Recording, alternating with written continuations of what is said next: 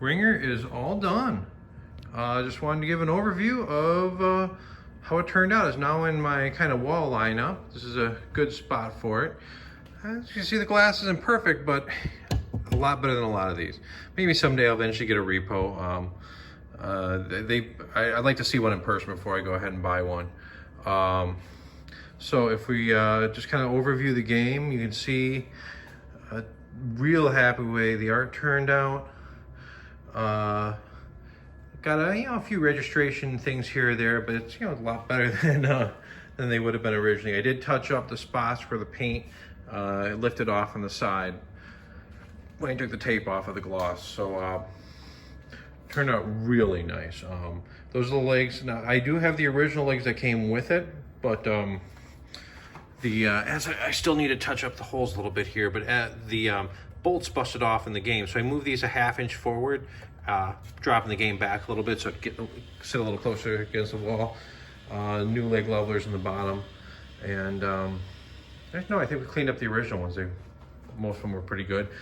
Chrome polished this wheel, turned out really good. That's where I had to scrub it.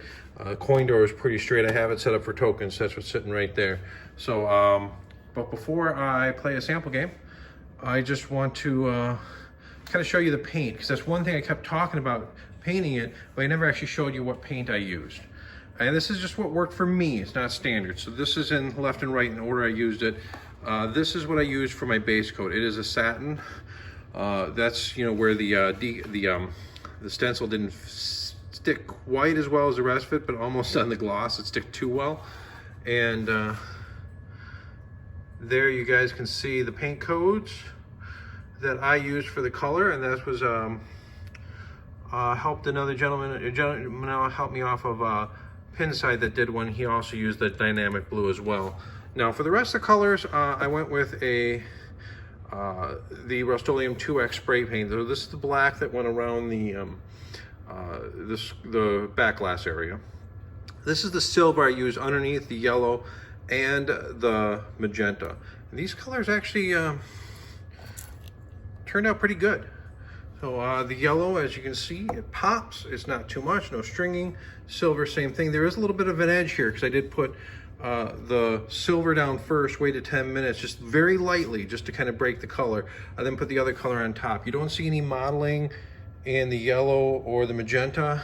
I really wanted more of a purple color because I kind of like the purple, but this magenta really hit the spot. I think it's close, just as close. I wanted just a little bit more purpley, but it was in a spray can, the right brand, so I stuck with the same brand for all of this.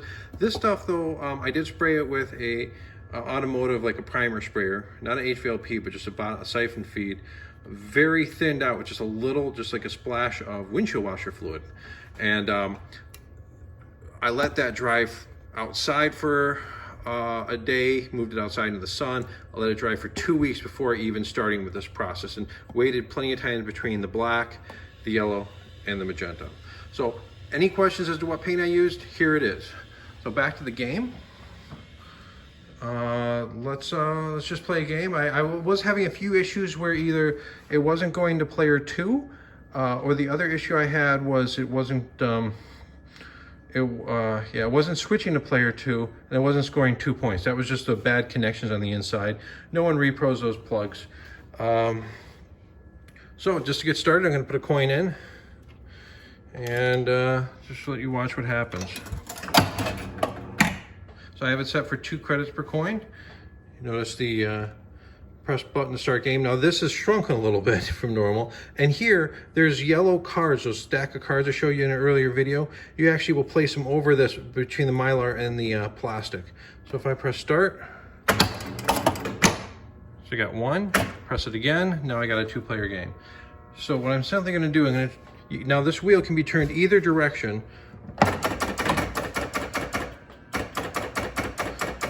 Way too fast. All right, that's the end.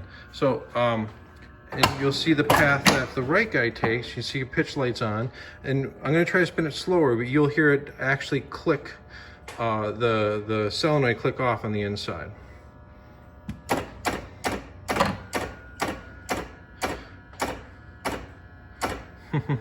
Not far enough. But I was joking with I should take one of those contacts in the middle and make it, you get in the fountain, you get a point. It's kind of a hidden score. That would just be like a jumper wire on the inside on the stepper. Let's try again.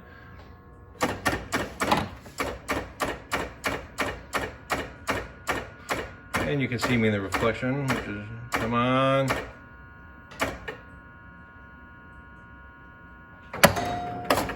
There we go. All right, you got 1 point.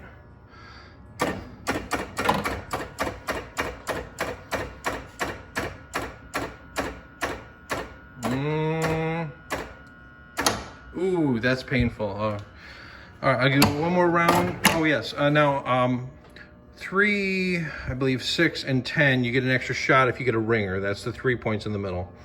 So I'm gonna just do a close-up of here.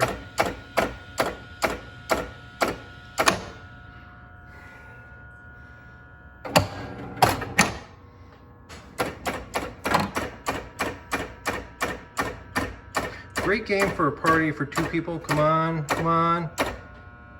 Oh.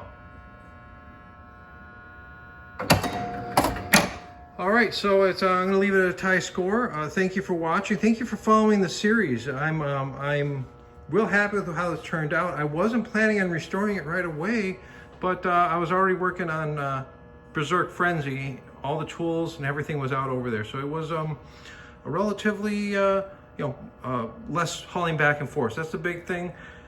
I'm happy to have it done. There's going to be some debugging that's going to happen here and there, some loose connections on that plug that's rotten.